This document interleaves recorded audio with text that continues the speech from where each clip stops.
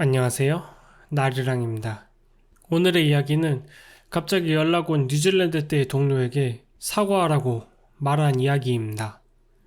군대 전역 후 폐인처럼 살아가던 저는 형과의 외식과 일본 여행을 계기로 트라우마로 인한 분노를 조금 내려놓고 다시 제 삶을 살아가기 위해 행동하기 시작했습니다. 운동도 시작하고 국비지원 교육으로 취업 준비도 하며 착실히 살아가던 도중 같이 노는 친구 중 한 명이 단톡방에 부산을 가자는 얘기를 꺼냈습니다. 그 친구가 1년 동안 편입시험을 준비했었는데 이번에 그게 끝나서 제대로 놀고 싶은 마음이 있었는지 부산 여행을 저희에게 권유했던 것이었습니다. 저희는 그 친구가 1년 동안 고생했으니 그 친구의 의견을 받아들이기로 했습니다. 그래서 부산에서 무엇을 할지 간단한 계획을 짜며 날짜를 정했고 2월 초에 부산에 가게 되었습니다. 그렇게 여행을 가는 금요일이 왔습니다. 학원이 끝난 저는 친구들과 합류하여 다음날 아침 비행기를 타기 위해 김포의 찜질방에서 하룻밤을 보내기로 하였습니다. 그렇게 전철로 이동하는데 카톡이 와 있었습니다. 확인해보니 카톡을 보낸 사람은 뉴질랜드에서 저를 배신했던 동료 중 한 명이었습니다. 그 카톡을 보니 가슴이 쿵쾅쿵쾅 뛰기 시작했습니다. 그 사람은 저에게 연락을 한 번도 안 했던 것은 아니었습니다. 그 사람이 뉴질랜드에서 한국으로 돌아온 이후 3에서 6개월 간격으로 저에게 카톡을 보내긴 했었습니다만 그 카톡이 항상 자신이 하는 일을 홍보하는 카톡이었습니다. 그것이 너무 화가 났었습니다. 자기가 무슨 일을 저질렀는지 단 하나도 생각 안 하고 내가 어떤 기분이었을지 단 하나도 생각하지 않는다는 것이 너무 느껴졌습니다. 염치가 있으면 사과를 하던가 아예 나한테 연락을 하면 안 되는 거 아닌가? 라는 생각이 들었는데 너무 뻔뻔하게 자기 일을 홍보하는, 어떻게 보면 자신의 일을 위해 저를 이용할 때만 연락하는 그 태도가 너무 화났습니다.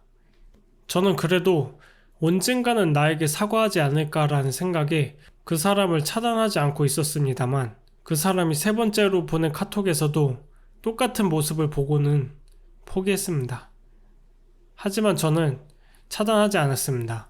그 대신 다음에 또 이런 식으로 연락이 온다면 그때는 내가 사과를 꼭 요구해야겠다는 생각을 했습니다. 그리고 그 다짐을 실행해야 하는 순간이 눈앞으로 오게 되었습니다.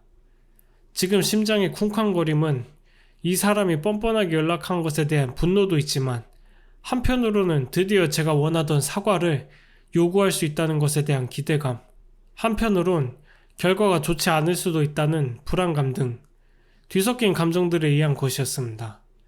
저는 떨리는 손으로 카톡을 보냈습니다. 정우님, 저한테 사과할 생각 없으세요? 그러자 이렇게 답장이 왔습니다. 제가 무슨 잘못했었나요? 그 대답을 보자마자 분노가 확 올라왔습니다만 감정에 휩쓸리지 않고 제가 말하고 싶은 것을 제대로 전달하는 것이 중요했기에 최대한 감정을 억누르며 말했습니다. 뉴질랜드에서 총관리자님이랑 얘기했던 날 제 눈 피하셨잖아요. 다른 워홀들 다 입 닫고. 총관리자님이랑 얘기하던 날 혹시 어떤 내용이었죠? 여직원분 만진 것 때문에 제가 총관리자님한테 뭐라 했다가 워홀 직원들이랑 다 같이 모여서 얘기한 날 8월에 제가 그 자리에 있었나요? 다 있었어요. 9월이네요. 호텔에서. 네, 정확히 어떤 상황이었는지 모르겠지만 나리랑님이 어떤 불편함을 느꼈다는 건가요? 저랑 총관리자님이랑 싸우듯이 얘기했잖아요. 어쨌든 전 그거 성추행이라고, 잘못한 거라고 계속 얘기하고 총관리자님은 계속 아니라고 하고, 그래서 제가 워홀분들도 저같이 생각하지 않냐고 물어보면서 정우님 봤는데 정우님이 제 눈 보더니 눈 돌리면서 아무 대답도 안 하셨잖아요. 다른 워홀러들도. 그때가 2020년 9월인가요? 2019년이요. 기억 안 나요? 정확히 어떤 상황인지는 제가 잘 모르겠으나 제 기억으로는 여직원분이 그렇게 얘기한 자리에 전 없었어요. 그래서 저는 답을 할 수가 없었던 걸로 기억합니다. 여직원분이랑 얘기한 게 아니라 여직원분은 한국 가고 그 뒤에 성추행 당했던 일로 총관리자님이랑 얘기했었어요. 아, 대충 무슨 얘기인지 기억날 것 같네요. 그 여직원님과 총관리자님 사이에 있었던 그 사건에 대해서 여직원님이 워홀분들께 얘기하지 않았나요? 그리고 그게 퍼져서 다 같이 모여서 얘기한 거 아닌가요? 총관리자님이 얘기하셨어요. 한국에서 이상한 소문 난다고. 아, 그럼 여직원분이 한국 가서 그 얘기를 한 건가요? 아니요? 그러면요? 서윤님이요. 네? 그분 이야기를 서윤님이 한국 가서 얘기한 거예요? 여직원님은 얘기 안 하려 했는데 서윤님이 화나서 그냥 얘기해 버린 거죠. 그 여직원분이랑 상의 없이. 그래서 한국에서 소문나니까 총관리자님이 이상한 소문이라며 저희한테 있었던 일을 얘기했고, 그거 변명하는 모습 때문에 제가 나중에 총관리자님이 그건 당신이 잘못한 거라 하니까 워홀로 다 같이 모여서 그런 얘기 했었잖아요. 나리랑님은 총관리자님 잘못이다. 총관리자님은 아니다. 근데 워홀러들은 거기에 대해 아무 말도 안 했다는 거죠. 그럼 결론이 아무 잘못 안 한 걸로 끝난 건가요? 나리랑님이랑 총관리자님이랑 따로 얘기한 거예요? 나리랑님은 근데 왜 그때 느꼈던 서운함을 왜 이제야 얘기하는 거예요? 제가 워홀러들한테 의견 물어보니까 그 뒤로 워홀러들 다 내보내고 저보고 나가라고 하셨어요. 한국 가라고 하셨다고요? 여행을 가라. 대신 내 말 안 들을 거면 돌아오지 마라. 이러셨죠. 돈도 이제 안 줄 거고 너무 힘들어서 그냥 묻어뒀습니다. 가슴속에. 이거에 대해서 총관리자님이 다른 워홀러들한테 얘기하지 말라고 했어요? 아니요. 총관리자님이 이런 식으로 얘기한 건 너무 협박적인 느낌이 강하긴 한데 일단 그 당시에 제가 왜 나리랑님 편을 안 들었는지 얘기할게요. 저는 늘 쌍방 입장을 다 들어봐야 되는 주의입니다. 특히 카더라 정보, 그랬다더라 이랬다더라 얘기를 건너 듣고 피의자의 얘기만 듣는 자리에서 나리랑님은 무조건 총관리자 잘못이라고 한다는 게 이게 맞는 건지 틀린 것인지 스스로 판단이 안 되는 거죠. 정우님, 총관리자님이 저희에게 그 여직원님이랑 있었던 일 얘기하고 한 달 뒤에 그 일이 있었던 건데 그 한 달 기간 동안 정우님이 총관리자님이 이 일은 잘못했다고 계속 말하셨었어요. 그 주제 나올 때마다. 그래서 전 그거 믿고 워홀러분들한테 제 의견에 대한 동의를 구한 건데 다들 침묵했던 거고요. 제가 그랬다고요? 네, 장소도 기억나요. 전 그랬던 적이 없었는데요.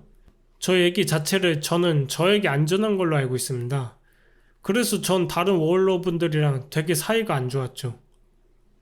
백패킹 숙소에서 말씀하셨어요. 4년 지났으니 기억 안 나시겠죠? 아니요, 이건 분명해요. 저에게는 얘기 안 하고 저 외의 워홀러들끼리 이게 공유된 걸로 알고 있고 먼저 그랬었는데 나중에 총관리자님이 숙소에서 워홀러들 앞에서 털어 놓으셨어요. 나리랑님이 이렇게 얘기하는 것 자체가 전 불편합니다. 왜 4년이나 지난 얘기를 갑자기 이렇게 꺼내고 그냥 인사했는데 찔리니까 불편하죠. 정우님은 다짜고짜 절 자기 목적 이루는데 이용하시려고. 사과할 생각 없으세요? 라고 온다는 것 자체가 나리랑님이 어떤 피해의식 속에 있는지 모르겠지만 제가 찔리는 건 없습니다.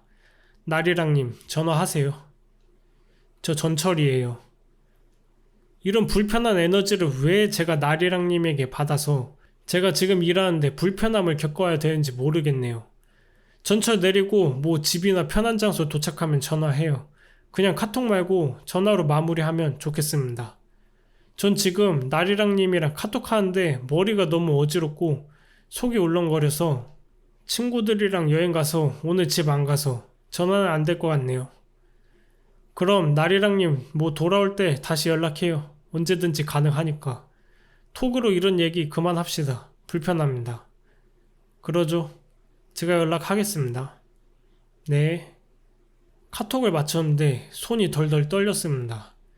자신의 잘못을 절대 인정하려 하지 않는 모습에 분노가 마구 올라왔기 때문입니다.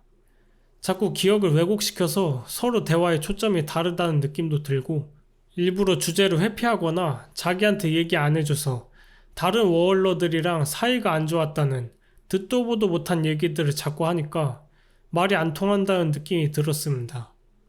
그래서 카톡 내용을 다시 떠올리며 말의 어폐들을 찾아 어떻게 반박할지 고민했고 애초에 말에 모순이 너무 많았기 때문에 제가 할 말을 고르는데 오래 걸리지 않았습니다. 그렇게 오늘 북을 찜질방에 도착했고 저는 친구들에게 통화해야 할 일이 있어 나중에 들어갈 테니 먼저 가라 하고 정우님에게 전화를 걸었습니다. 오늘의 이야기는 여기까지입니다. 영상 시청해주셔서 감사합니다.